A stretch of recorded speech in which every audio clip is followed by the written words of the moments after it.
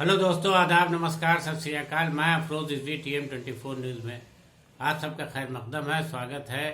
पेश है देश और दुनिया के हालात से जुड़ी खबरों पर अखबारों के तबसरे। खास तबसरे इस तरीके से हैं कि यूपी में 10 फरवरी से शुरू होने वाली ग्लोबल इन्वेस्टर समिट को लेकर के ज़बरदस्त तैयारियां चल रही हैं। उत्तर प्रदेश के राजधानी लखनऊ को दुल्हन की तरह सजाया जा रहा है। साफ और शफाफ सड़कें, चारों तरफ रंगीन लाइटें, खूबसूरत चौराहों को नया नया रूप दिया जा रहा है और इस पर विदेशी इन्वेस्टरों और देश भर के इन्वेस्टरों के आने का इंतज़ार किया जा रहा है कि वो लखनऊ को देख कर जाएंगे, लाखों करोड़ों का इन्वेस्ट करेंगे, जिससे लाखों करोड़ों लोगों को इससे लाभ मिलेगा। इस सिलसिले में उत्तर प्रदेश के मुख्यमंत्री वजीर आला योगी आदित्यनाथ जी भी बहुत उत्साह में हैं, बहुत जोश में हैं, बहुत जोशो खरोश में हैं। कल उन्होंने एक प्रोग्राम में इस बात का दावा भी किया कि अगर लाखों करोड़ का इन्वेस्टमेंट यूपी में हुआ इस समिट के ज़रिए तो युवाओं को सबसे बड़ा फ़ायदा होगा। न सिर्फ उत्तर प्रदेश सूबे का चौमुखी विकास होगा, बल्कि लाखों लोगों के रोज़गार के अवसर उपलब्ध होंगे। इससे उन्हें बड़ी उम्मीदें हैं। तो योगी आदित्यनाथ जी के इस बयान के बाद आने के बाद युवाओं में भी इसको लेकर के बड़ी उम्मीदें जागी हैं और सबकी निगाहें इस बात पर लगी हैं कि किसी भी तरीके से ये ग्लोबल समिट, इन्वेस्टर समिट कामयाब हो और उन्हें रोज़गार के अवसर मिले। बहरहाल इसे लेकर के आम लोगों में खूब चर्चाएं हैं। शहर को जिस तरह से सजाया जा रहा है उससे ये उम्मीदें की जा रही हैं कि ये ग्लोबल इन्वेस्टर समिट ज़रूर कामयाब होगी।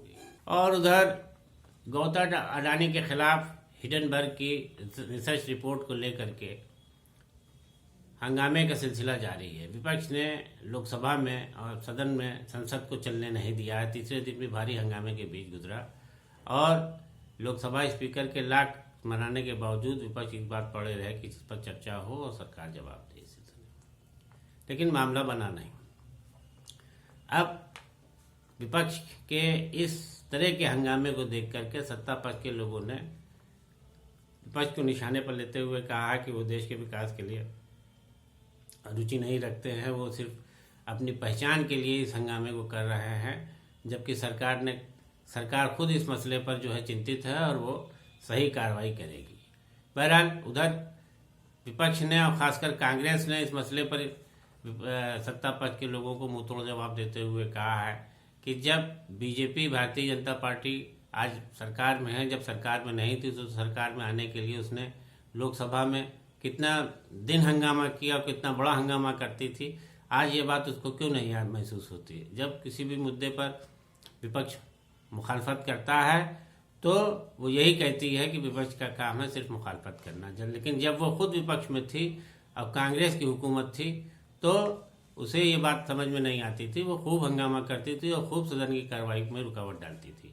तो बहरहाल अब गौतम अडानी की मुश्किलें भी कम नहीं हो रही। जिस तरह से सत्ता विपक्ष के लोग जो है इसके पीछे लगे हुए हैं, चर्चा कराने की मांग को सदन नहीं चलने दे रहे हैं, उससे यही प्रतीत होता है कि सरकार की भी मुश्किलें बढ़ेंगी और गौतम अडानी की भी मुश्किलें बढ़ेंगी।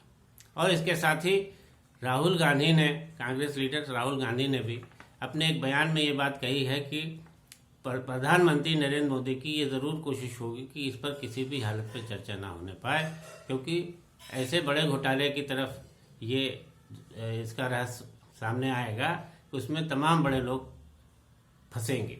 तो राहुल गांधी के इस बयान में कहाँ तक सच्चाई है, कहाँ तक नहीं, बहरहाल उन्होंने ये दावा ज़रूर किया है कि प्रधानमंत्री हर संभव कोशिश करेंगे कि इस मुद्दे पर चर्चा ना होने पाए। और कभी कभी इलाज के नाम पर बजाय मरीज ठीक हो, इसके बजाय उसकी मौत होने की भी खबरें बराबर सामने आती रहती हैं। नीम हकीम खतरे जान वाली बात, यानी जादू टोना टुटका के जरिए खासकर गांव देहात और छोटे कस्बों में ये शिकायतें ज़्यादा सुनने को मिलने को मिलती हैं। इसी तरीके से मध्य प्रदेश के शहडोल ज़िले में एक बहुत ही दर्दनाक वाक़या सामने आया है, जहां 2 दुधमुही बच्चियों को निमोनिया हो गया था और उनके इलाज के लिए एक महिला ने इलाज के नाम पर दोनों बच्चियों को जलती हुई चूड़ियों से दागा था। उसका दावा था कि इस इलाज से वो पहले लोगों को ठीक कर चुकी है और ये बच्चियां भी ठीक हो जाएंगी। मगर अफसोस कि इलाज के दौरान एक बच्ची ने दम तोड़ दिया। इस मामले से भारी हंगामा खड़ा हो गया वहाँ पर, और बच्ची की दुखद मौत पर पूरे गांव के लोग इकट्ठा हो गए और वहाँ पुलिस भी आ गई और पुलिस ने उस महिला को गिरफ्तार कर लिया है। पुलिस ने पूछा है उस महिला से कि ये उसने किसी दुश्मनी के तहत किया है या इलाज करने का ये उसने कौन सा फार्मूला तकनीक अपनाई है जिसमें जितने दूध वही बच्चे को जलती हुई चूड़ी से दागा जाए। बहरहाल पुलिस इस मामले में छानबीन कर रही है और अभी इसमें पूरी तरह से असलियत सामने नहीं आई है कि ये वाकया क्यों पेश आया है। और दूसरी बच्ची भी की हालत भी नाजुक बताई जा रही है। तो इस तरीके से 2 दूधमुही बच्चियों को जलती हुई चूड़ियों से दागकर इलाज करने की कोशिश की गई थी। और उधर दिल्ली नगर निगम के मेयर के इलेक्शन को लेकर के इस बार फिर जबरदस्त हंगामा होने के बाद ये चुनाव फिर टल गया है। दिल्ली नगर निगम के चुनाव को लेकर के 2 बार इससे कबल बैठकें बुलाई गई थी, जिसमें सत्ता और विपक्ष के लोगों ने, आपसी पार्षदों ने एक दूसरे पर आरोप प्रत्यारोप लगा करके जिस तरह हंगामा किया था उस तरीके से ये मसला 2 बार टला। तीसरी बार जब कल बैठक बुलाई गई है सोमवार को, तो भी यही हालत पैदा हुई कि दोनों ने एक दूसरे की तरफ खींचातानी शुरू कर दी।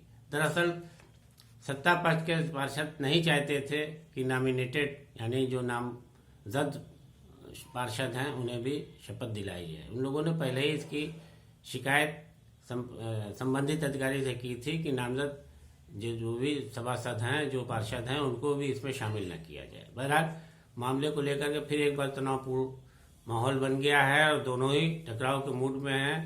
अब बैठक फिर कब होगी इसकी नई तारीख का ऐलान किया जाएगा, लेकिन इस तरीके से दिल्ली मेयर का चुनाव यानी आप पार्टी के प्रत्याशी का चुनाव मेयर पर होना है और बीजेपी उसे कहीं न कहीं जानबूझकर रुकावट डाल रही है। तो अब ये कब होगा मेयर का चुनाव, इसे अभी साफ जाहिर नहीं किया गया है, लेकिन बहरहाल कोई ना कोई तारीख इसके लिए फिर घोषित की जाएगी, फिर नए सिरे से इसकी तैयारी होगी। तो अब इस मामले में आप पार्टी का इल्ज़ाम है कि बीजेपी जो है चुनाव कराने से भाग रही है। उसे मालूम है कि उसका प्रत्याशी इसमें पराजित हो जाएगा। बहरहाल अब बीजेपी का भी यही इल्ज़ाम है इसके आप पार्टी पर कि वो जो है बेईमानी करके गलत तरीके से मेयर के चुनाव में इस बाजी को जीतना चाहती है। तो बहरहाल दोनों के टकराव की वजह से मेयर के इलेक्शन अधर में फंस गया। और उधर छत्तीसगढ़ से खबर है कि यहाँ बस्तर संभाग के बीजापुर जिले में नक्सलियों ने एक भाजपा नेता नीलकंठ काकेम की धारदार हथियार से हत्या कर दी। वो एक शादी समारोह में भाग लेने आए थे। जहां वो शादी समारोह में शामिल होने आए थे वहां वह इलाका नक्सली प्रभावित है और नक्सलियों की उनसे बेइंतहा नाराजगी चल रही थी। उनका नक्सलियों का आरोप है कि ये भाजपा नेता ने हम नक्सलियों के खिलाफ तमाम कार्रवाइयों में पुलिस का साथ दिया था। इस तरह से वो नक्सलियों के निशाने पर थे और नक्सलियों ने ताक लगाए हुए थे कि कब इनको मौत के घाट उतारा जाए। तो इस समारोह में भी सादे लिबास में वहाँ नक्सली मौजूद थे और जैसे ये प्रोग्राम में शामिल हुए, इन लोगों ने, नक्सलियों ने उन पर हमला कर दिया धारदार हथियार से और उन्हें मार डाला। लेकिन वहाँ मौजूद उनकी पत्नी और बच्चे, पत्नी ने जब ये देखा कि नक्सली उन पर तरह से हमला कर रहे हैं तो वो कूद पड़ी उनके बचाव में, लेकिन उनको भी उन सबों ने जख्मी कर दिया। बहरहाल माँ और बेटे के सामने भाजपा नेता की हत्या कर दी गई। अब पुलिस इस मामले की छानबीन कर रही है। और कुछ विदेशी खबरों पर, हालात पर भी चर्चा। तो इस वक्त सारी दुनिया की निगाहें तुर्की और आसपास के देशों में आए भूकंप के ज़बरदस्त झटके में हुई तबाही को लेकर लगी हुई है। तुर्की में 3,500 लोगों के मारे जाने की खबर है और यहाँ पर 7,000 से ज़्यादा लोग घायल हुए। 40 से अधिक यहाँ तेज़ रफ्तार झटके आए थे जिसमें कि भवन इमारत देखते ही देखते ध्वस्त हो गए। और तुर्की के अलावा लेबनान, सीरिया, साइप्रस, इराक व इजराइल में भी भूकंप झटके महसूस किए गए। बहरहाल सारी दुनिया में शोक और गम का माहौल है और हर तरफ से मदद की और हर तरह की सहायता का आश्वासन दिया जा रहा है। शोक संदेश भेजा जा रहा है कि तुर्की में किसी तरीके से लोगों को कैसे राहत पहुंचा जाए। भारत समेत तमाम मुल्क ने इस सिलसिले में अपनी मदद की पेशकश की है। और उधर अमेरिका से खबर है कि यहाँ एक संगीत समारोह में गोलीबारी में एक महिला की हत्या कर दी।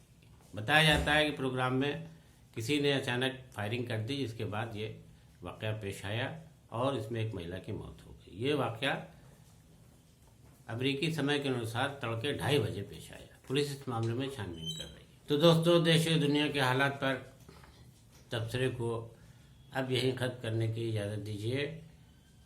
फिर हाजिर होंगे आपके सामने कुछ नए तबसरों के साथ। तब तक अपना ख्याल रखिए। आदाब, नमस्कार।